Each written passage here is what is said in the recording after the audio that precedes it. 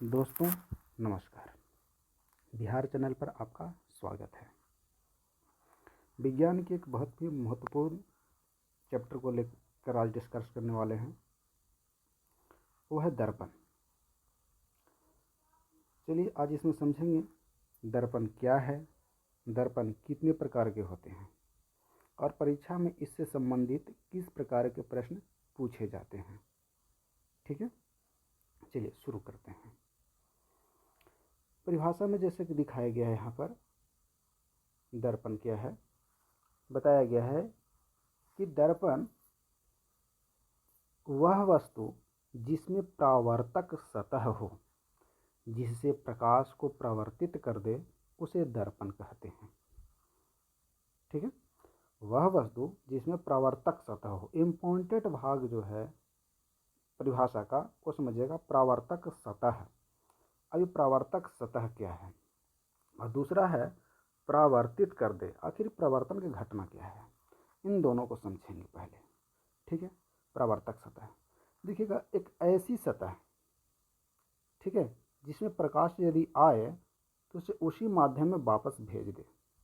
ठीक है, अगर ऐसा करने की क्षमता है किसी सतह में तो उसे परावर्तक सतह कहेंगे। जो प्रकाश के संपूर्ण भाग को परावर्तित कर देता है उसे सबसे अच्छा परावर्तक सतह मानते हैं। परावर्तक सतह कांच में भी हो सकता है, पानी के ऊपरी तल पर भी हो सकता है, किसी पत्थर के ऊपरी फर्श पर भी हो सकता है, किसी बर्तन पर भी हो सकता है। तो जो ऐसी घटना कर दे, यानी प्रकाश उस पर पड़े तो प्रकाश को पुनः क्या कर दे, परावर्तित कर दे, तो उसको क्या बोलेंगे, परावर्तक सतह बोलेंगे। ठीक है, और जिसमें अगर एक परावर्तक सतह होता है और घटना क्या करता है, परावर्तित कर देता है, तो उसको क्या बोलते हैं, दर्पण बोलते हैं। ठीक है दोस्तों, अब आगे देखिएगा।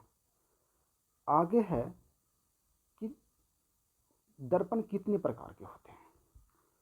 तो उसको समझने के लिए सबसे पहले समझना होगा कि किस दृष्टि से हम देख रहे हैं कि दर्पण कितने प्रकार के होते हैं। तो दो दृष्टियों से देखा जाता है और परीक्षा में इसी बात को घुमा फिरा के पूछा जाता है। ठीक है, ध्यान से सुनिएगा। परावर्तक सतह दो प्रकार के होते हैं। दर्पण दो दृष्टियों से देखा जाता है। एक परावर्तक सतह के अनुसार देखा जाता है कि दर्पण कितने प्रकार के होते हैं, और दूसरा प्रकाश पुंज के आधार पर देखते हैं। चलिए बारी बारी से इसको समझने की कोशिश करते हैं। परावर्तक सतह अभी समझ में आ गया होगा कि परावर्तक सतह किसको कहते हैं। उसके अनुसार दर्पण तीन प्रकार के होते हैं। पहला समतल दर्पण, दूसरा अवतल दर्पण, तीसरा उत्तल दर्पण। अब समतल दर्पण क्या है, अवतल दर्पण क्या है, उत्तल दर्पण क्या है, इसको भी समझ लेते हैं। उसके बाद इधर प्रकाश पुंज पर चर्चा करेंगे। चलिए देखिएगा, समतल दर्पण किसे कहते हैं। कहा गया है कि वैसा दर्पण जिसका परावर्तक सतह समतल हो, परावर्तक सतह समतल हो, दर्पण कहलाता है, समतल दर्पण कहलाता है। यानी कि अगर हम बात करें तो इसमें मुख्य रूप से ये देखना है कि परावर्तक सतह की प्रकृति पर ही नामांकन होता है कि समतल होगा, उत्तल होगा या अवतल होगा। तो परावर्तक सतह देख रहे होंगे चित्र में कि परावर्तक सतह एकदम समतल है, बराबर है, जिससे क्या होता है, जितना डिग्री का कोण बना करके कोई आपतित किरण होती है, परावर्तन के बाद परावर्तित किरण भी उतना ही डिग्री का कोण बनाता है। इसके बारे में चर्चा आगे करेंगे। ठीक है, फिलहाल यहाँ पर दर्पण का नामांकन हम लोग कर रहे हैं, तो समझ गए होंगे कि दर्पण, समतल दर्पण किसे कहते हैं। ठीक है,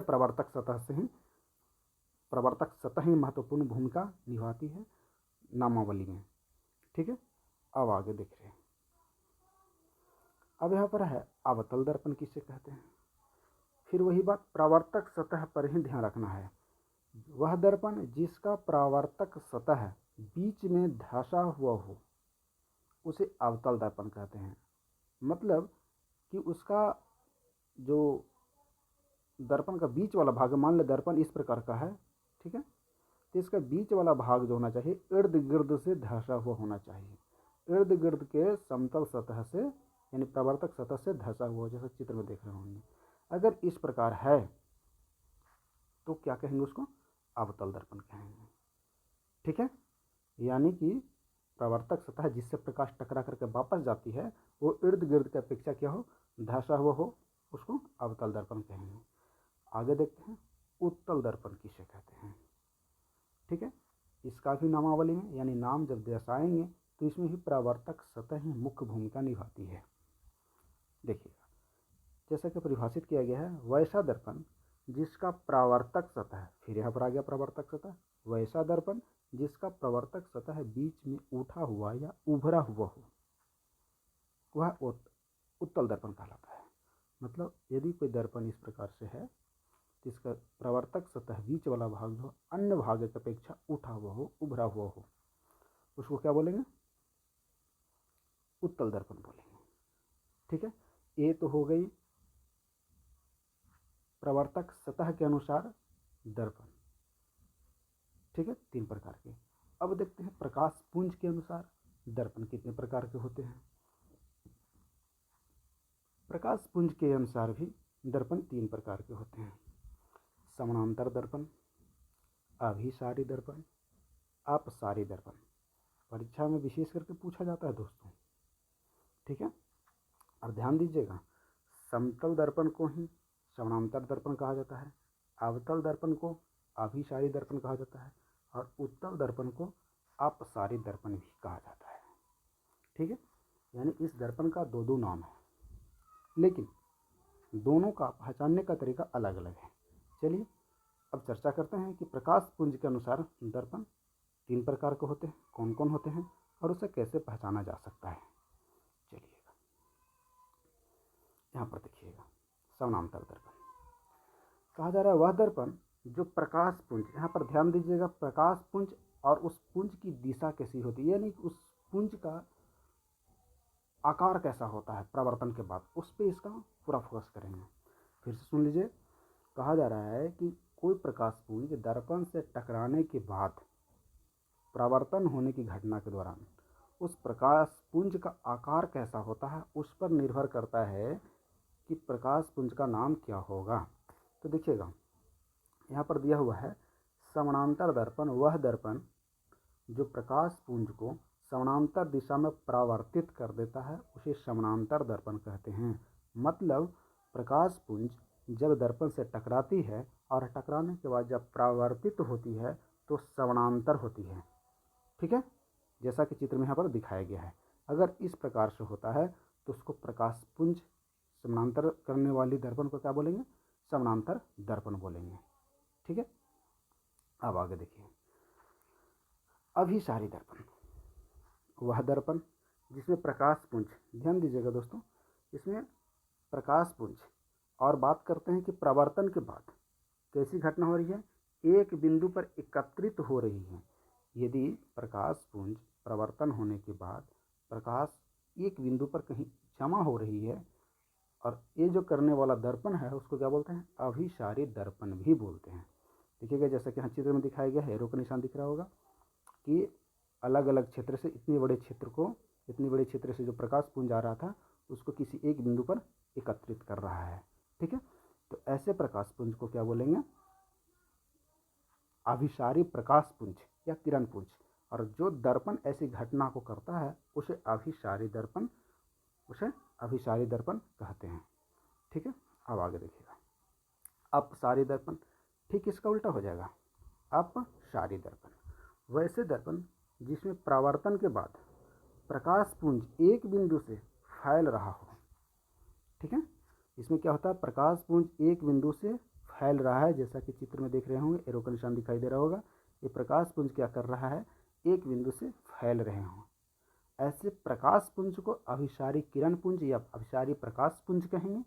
और जो ये घटना को अंजाम देने वाला दर्पण होगा उसे अभिसारी दर्पण कहेंगे। अब कन्फ्यूजन नहीं रहा होगा कि प्रकाश पुंज में किसको कौन से प्रकाश पुंज कहेंगे और किसको कौन से दर्पण कहेंगे, कब नाम किस तरह के दिया जाता है। ठीक है दोस्तों, तो आशा करते हैं ये बात समझ में आ गई होगी कि प्रकाशपुंज के अनुसार दर्पण कितने प्रकार के होते हैं और प्रवर्तक सतह के अनुसार दर्पण कितने प्रकार के होते हैं। और ध्यान दीजिएगा, समतल दर्पण को समानांतर दर्पण, अवतल दर्पण को अभिसारी दर्पण और उत्तल दर्पण को अपसारी दर्पण के नाम से भी जाना जाता है। और ये परीक्षा में अक्सर पूछा जाता है। परीक्षा में इस प्रकार से प्रश्न पूछा जाता है कि बताएं समतल दर्पण को और किन नामों से जाना जाता है, या अवतल दर्पण को अभिसारी दर्पण या अपसारी दर्पण कहा जाता है, उत्तल दर्पण को और किन नामों से जाना जाता है। तो आशा करते हैं दोस्तों आज का वीडियो लाभप्रद रहा होगा। जय हिंद दोस्तों।